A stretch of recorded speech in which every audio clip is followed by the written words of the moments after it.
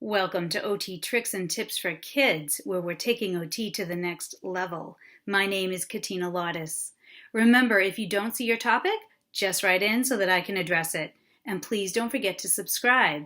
Now let's take a look at a problem solution video. For this next trick, we're looking at how to make buttoning easier if you have a slide button, like a button that's on a pair of jeans or another similar type of pants. You need a lot of coordination and hand strength to operate a lot of these buttons. So a really easy trick is to just get a scissor and to cut into the slide area in just little cuts going across.